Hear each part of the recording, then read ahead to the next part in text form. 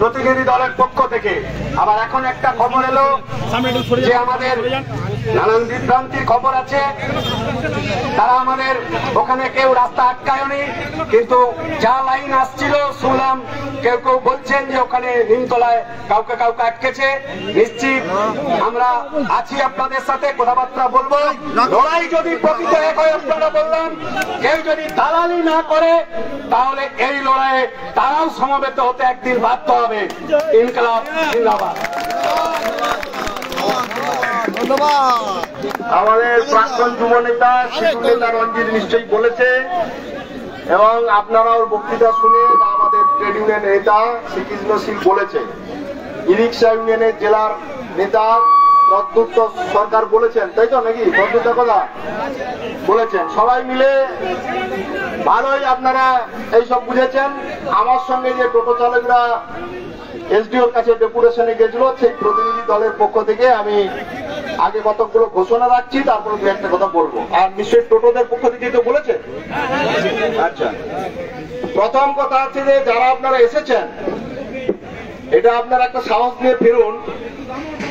মহকুমা শাসক প্রথমেই আমাদের ডেপুটেশনের কপি আর আমাদের মেমোরেন্ডাম পেশের বক্তব্যের ধরন ধরে বুঝেছেন যে আপনারা যা দাবি নিয়ে আমার কাছে এসেছেন, আপনাদের দাবি এবং দাবির বিরুদ্ধে কোনো যুক্তি উপস্থাপন করা কঠিন আছে।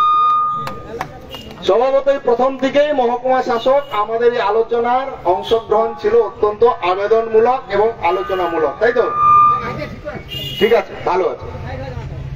দ্বিতীয় হচ্ছে, আপনারা যারা এসেছেন ফেরার পথে রঞ্জিত যেমন বললো, সেটা নিমতলা হতে পারে, বকুলতলা হতে পারে, দাসপুর হতে পারে, ঘাটাল হতে পারে, ময়রাপুকুর মোড় পেরিয়ে হতে পারে।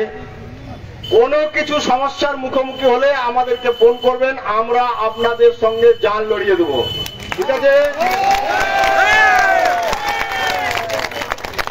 একটা ঘরের বেকার ছেলে, তার বউ বাচ্চা ঘরে আছে, একটা ছেলে গ্রাজুয়েট পাস করে, অনার্স পাস করে, এমএ পাস করে টোটো চালায়, সরকার তাকে কাজ দিতে পারে না, সে আবার বড় বড় কথা বলে আপনাদের অসম্মান করবে, এটা মেনে নেওয়া যাবে না।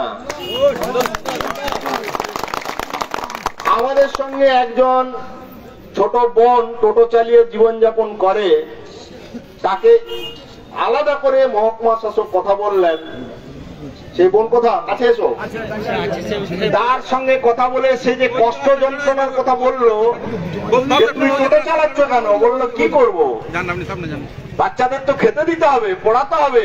আমি জানি না এটা শুনে কার কষ্ট হচ্ছে, আমার তো লোমকূপ দাঁড়িয়ে যাচ্ছিল ওই বোনের কথা শুনে। সংসারে সন্তানের মুখে ভাত আর তার স্কুল পাঠানোর জন্য একটা ছোট বোন টোটো চালাচ্ছে জীবন নির্বাহ করার জন্য, আর তুমি তার ঘাড়ে কপচিয়ে টাকা বাড়াচ্ছ, এটা কি চলবে? লড়বেন, এটা আমরা চাই। শেষ কথা হচ্ছে, এই কণ্ঠস্বর আরো বাড়াতে হবে আমাদের। ঠিক আছে, কণ্ঠস্বর না বাড়াতে পারলে আমাদের কণ্ঠ কেউ টিপতে চাইবে, আর টিপতে চাইলে লড়তে হবে, ঠিক আছে? তাই তো, লড়তে হবে। মহকুমা শাসক আমাদের আলোচনায় তিনটা কথা আমরা মূল সংযোগ ঘটাতে চেয়েছিলাম, তিনটা কথা, বাকিগুলো সমাধান হয়ে যাবে। প্রথম কথা বলেছি, পঞ্চায়েত পৌরসভা থেকে এর আগে যে রেজিস্ট্রেশন, এটা হৃদয় নিয়ে গেল ডকুমেন্ট, একাধিক পঞ্চায়েত পৌরসভা থেকে সেই সংস্থা কায়দা করে টাকা নেওয়ার নামে, রেজিস্ট্রেশন করার নামে সব কাগজপত্র দিয়েছে। তাহলে সেই টাকাটা যে খেলো পঞ্চায়েতের পৌরসভা, সেই টাকাটার কি হবে? আবার তুমি বলছো নতুন করে রেজিস্ট্রেশন করতে, সেটা হবে না। একটাই দাবি বলেছি, নো পঞ্চায়েত, নো পৌরসভা, নো পঞ্চায়েত সমিতি, তাহলেই টাকা লিয়ার দালাল দুটে যাবে। অনলাইন আরটিওর মারফত সরল পথে রেজিস্ট্রেশনের ব্যবস্থা করতে হবে। একমত না? একমত নয় সবাই? এর বাইরে আমরা মেনে নেব না। মহকুমা শাসককে জানিয়েছি, মহকুমা শাসক বলেছেন আমি দেখছি। আমি বলেছি আপনি তো পার্ট অফ গভর্নমেন্ট, আমরা তো মুখ্যমন্ত্রীর কাছে নবান্ন যেতে পারবো না 14 তলায় উঠতে। তাহলে আপনি মহকুমা শাসক মানে সরকারের অংশ, আপনাকে কাজ কার্যকর করতে হবে। না করলে ঘাটাল মহকুমা শাসকের দপ্তর আবার ঘেরাও হবে, অভিযান হবে, অবস্থান হবে, বিক্ষোভ হবে। সাংবাদিকরা জিজ্ঞেস করেছিল এরপরে যদি সমাধান না হয় তাহলে কি করবেন? আমরা উত্তরটা আপনাদের কাছে বলছি, একই কথা করতে হবে, সব অচল করে দিতে হবে, তাই তো? অচল করে দিতে হবে। বন্ধ করে দেবো। আমরা বলেছি এই ইউনিয়নের প্রতিনিধি দলের পক্ষ থেকে মহকুমা শাসক বলেছেন আপনাদের দাবি যথাযথ যুক্তিসম্মত, আরটিও অনলাইন মারফত এই রেজিস্ট্রেশনের ব্যবস্থা করতে হবে। কোন দোকানে দোকানে ঘুরে আমরা রেজিস্ট্রেশন করতে পারবো না, কারণ কোন দোকানদার নিচ্ছে 12,000, কেউ 14,000, কেউ 16,000, কেউ 10,000। এমভি অফিসার যিনি ছিলেন ওখানে, এআরটি অফিসার যিনি এমভি অফিসার, যারা মোটর ভেহিকেল দেখেন, ইনি বললেন সর্বোচ্চ 12,000 টাকা গাইডলাইন দিয়ে আছে, তার বাইরে নিতে পারে না। যারা ডেপুটেশনে গেছিল, হৃদয় বোন গেছিল তো, শুনেছে তো আনন্দ, যে 12,000 টাকা সর্বোচ্চ নিতে পারে, দোকানে গেলে বলছে 1400, কারণ ওইটা মাঝখানে চুরি চামারি আছে। তাহলে এইটা আপনারা শুনে নিলেন যে 12,000 টাকা পর্যন্ত সরকারের গাইডলাইনে লেখা আছে সর্বোচ্চ দোকানদার নিতে পারে, যদি এটা আমরা মেনে নিই। আমরা বলেছি একেবারে স্বল্প টাকায় আরটিওর অনলাইন মারফত রেজিস্ট্রেশন করতে হবে এবং সেইটা 31শে ডিসেম্বর পর্যন্ত করতে হবে। বলছে কেন করতে হবে? আমি বললাম পশ্চিম মেদিনীপুরের ঘাটাল মহকুমায় যদি 5,000 টোটাল চলে, 50টাও এখনো রেজিস্ট্রেশন হয়নি। তাহলে কি হবে? না বাড়ালে সময়, কালেক্টর না বাড়াবে, সবাই যেমন ঘুরছে তেমন ঘুরবে। আর সরকারের যদি মনে হয় যে রেজিস্ট্রেশন করাবো, তাহলে সরকারকেই টাইম বাড়াতে হবে। এটা জেনে রাখুন, সরকারকে টাইম বাড়াতে হবে, এটা হেসে ঘর চলে যায়। সরকারকেই সময় বাড়াতে হবে। দ্বিতীয় কথা আমরা বলেছি যে এই যে রেজিস্ট্রেশন হচ্ছে, এসডিও সাহেব একটা বললেন, ভালো কথা বলেছেন, এই যে ড্রাইভিং লাইসেন্সের জন্য লোক ধরছেন আপনারা, আসলে ঘোড়া না থাকলে ঘোড়ার চাবুক কিনে কি হবে? আমি এসডিওকে বললাম রেজিস্ট্রেশন না হলে আর ড্রাইভিং লাইসেন্স নিয়ে কি করবো? আগে রেজিস্ট্রেশনের ঝামেলা মেটুক, তারপর ড্রাইভিং লাইসেন্স নিয়ে চিন্তা করা হবে। তবুও উনি একটা ভালো সৎ পরামর্শ দিয়েছিলেন, ভালো আইন টাইম জানেন, আমি মহকুমা শাসকের প্রতি বিনম্র ভাবেই জানাচ্ছি। উনি বললেন যেখানে সেখানে ড্রাইভিং লাইসেন্স করবেন না, এমপি অফিসারকে বলে দিলেন যে বিএসকে এর মারফত ওখানে আপনারা অনলাইন রেজিস্ট্রেশন করবেন, তাহলে আপনাদের টাকাটা 740 আর 240 980 টাকায় হয়ে যাবে। এইটা যদি জানতে চান এআরটি অফিসের সঙ্গে আমাদের মারফত যোগাযোগ করলে, এটা যারা ড্রাইভিং লাইসেন্স করবেন তাদের ক্ষেত্রে এইটাই হয়ে যাবে। এই যে 2,000, 2,500, 3,000 এইসবে যাবেন না, ফাঁদে পড়বেন না। হয়ে গেল 3 নম্বর। 4 নম্বর বলেছি যে এই দপ্তরে এত মানুষ হাজার হাজার টোটো চালিয়ে খায়, তাদের জন্য কোনো সরকারি অফিসার নেই। বাসের জন্য আছে, মারুতির জন্য আছে, মোটর গাড়ির জন্য আছে, লরির জন্য আছে এআরটি অফিস। তাহলে এআরটির অধীনে যদি টোটো হয়, আর এখন যে বাস চলে তার কয়েক গুণ বেশি টোটো চলে, তাহলে তার জন্য তো একটা অফিসার দিতে হবে। মহকুমা শাসক বললেন দিতে পারলে তো ভালো হয়, লোক তো আমার নাই। আমি তখন বললাম কন্ট্রাকচুয়াল দিবেন। বলছে আবার কন্ট্রাকচুয়াল? আমি বললাম এই কন্ট্রাকচুয়াল পার্মানেন্ট এখন পৃথিবীতে ঘুরছে, মেনে নিতে হবে। কারণ এখন কেউ সার্ভিস বলে না, জব বলে, কারণ জবের মধ্যে আর কিছু পার্মানেন্সি থাকে না। মেনে নিয়েছেন, আলাদা যদি অফিসার দেওয়া যায়।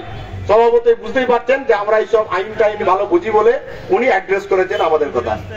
শেষ কথা হচ্ছে এই যে টোটো বিভিন্ন জায়গায় রুটে চলবে কি চলবে না, কোন আইনেই আটকাতে পারবে না। আমি যদি কোনো রোগীকে, পেশেন্টকে নিয়ে গৌড়ার কোনো নার্সিং হোমে যায়, রাস্তায় উঠে ওসিও কোনো কেস দিতে পারবেন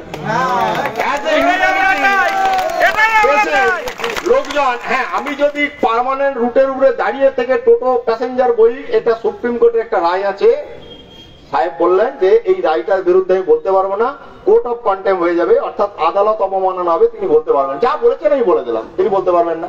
তিনি ঠিকই বলেছেন, সরকারি কোর্টের নির্দেশ থাকলে তো হ্যাঁ করতে পারবেন না। কিন্তু আমাদের বলতে হবে আগে ঘোড়া কেনা হোক, মানে রেজিস্ট্রেশন হোক, তারপর চাবুক হোক, মানে লাইসেন্স, তারপর ঘোড়া কোন রুটে ছুটবে ভাবা যাবে, তাই তো নাকি? ঘোড়া কোন রুটে ছুটবে ভেবে কিছু লাভ আছে? আর শেষ কথা আমার বলা আপনাদের স্বার্থে, মন খারাপ করবেন না, সেটা হচ্ছে যে বাস চালালে পরিবহন শ্রমিকদের সামাজিক সুরক্ষা আছে, নির্মাণে কাজ করলে তাদের জন্য সামাজিক সুরক্ষা আছে। আর যান নিয়ে ছুটে বেড়ায় রাস্তায়, সরকারের কেন এই ধরনের সুযোগ সুবিধা থাকবে না? তাদেরকেও সামাজিক সুরক্ষার আওতায় আনতে হবে। রোড ট্রান্সপোর্ট অ্যাক্ট আইন অনুযায়ী যে পরিবহন শ্রমিকদের যে সুযোগ আছে, টোটো চালকদের ক্ষেত্রেও এখানে মালিক বলে কিছু নেই। যে ছোট একটা 80,000, 1 লাখ টাকা টোটো কিনেছে, তার আমার মালিক আমার কর্মচারী। তাই তো নাকি?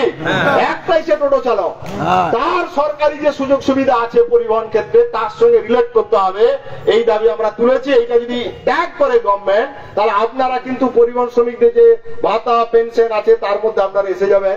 এইটা আমরা আজকে দিয়েছি, কারণ মহকুমা শাসক ঘাটাল পশ্চিমবঙ্গের জলপাইগুড়ির আইন তৈরি করতে পারবেন না। তাহলে গোটা পশ্চিমবঙ্গের আইন তৈরি করতে গেলে ঘাটাল মহকুমা শাসকের মারফত নবান্নে চিঠিটা যেতে হবে, আর নবান্ন থেকে একটা সার্কুলার করতে হবে, তবে সেটা কার্যকর হবে। কোন একটা বিডিও এসডিও এক্সিকিউটিভ অফিসার সব আইন তৈরি করতে পারবেন না, সে লড়াই আমাদের চালাতে হবে, তাই তো? আর একটা কথা, শেষ কথা, আবেদন। এই যে এত আনন্দের সঙ্গে আমরা ডেপুটেশনে এলাম, সামিল হলাম, সাংবাদিক একদম দেখতেই পাচ্ছেন যে ঘিরে রেখেছে আপনাদেরকে। এত নিউজ করবে আমি জানি না, আমাদের যারা আজকে ছবি তুলেছেন, ভিডিও করেছেন, সবাই প্রচুর পরিমাণ পোস্ট করবেন, এক একজন 20টা করে পোস্ট করবেন, 20টা করে শেয়ার করবেন। মানে পশ্চিম মেদিনীপুর জেলায় রিক্সা ইউনিয়ন হিরো আর হিরো, তাই তো নাকি? আজকের আন্দোলনে এটা এস্টাবলিশ করতে হবে, কারণ আমার পরিচয় নেই, আমি আন্দোলন করছি। হবে বড় করে আমাদের নেতা সিটু, আর সিটুর অধীনে আমরা কাজ করছি পশ্চিম মেদিনীপুর জেলায় রিক্সা ইউনিয়ন, পশ্চিম মেদিনীপুর জেলা e rickshaw union operators union, operators union. এইটা একটা মুখস্থ করে বাড়ি দিতে হবে। আর ফিরে গিয়ে আজকে যে আমাদের ছুটি থেকে গেল, ব্লকে ব্লকে মিটিং করে, স্ট্যান্ড ওয়াইজ ইউনিট করে ব্লক ভিত্তিক কমিটি করতে হবে, যাতে ভবিষ্যতে আমরা 1 ঘন্টার নোটিশে ঘাটাল মহকুমা টোটো অপারেটরস ইউনিয়ন অচল করে দিতে পারে। সেই শক্তি দেখাতে হবে, দেখাবেন তো? এ লড়াই চলবে, এ লড়াই লড়তে হবে, এ লড়াইয়ে জিততে হবে, জিততে হবে তো? আপনাদের সবাইকে অভিনন্দন। ওইটা আমরা বলিনি, বলেছি 10 বছর রাখতে হবে রেজিস্ট্রেশন, লেখা আছে কপি। 2 বছর 1 বছর নাই, 10 বছর। মোটর ভেহিকল 15 বছর থাকে, আমরা বলেছি 10। এবার ঝাল দেবো কি ঝাল দেবো পরে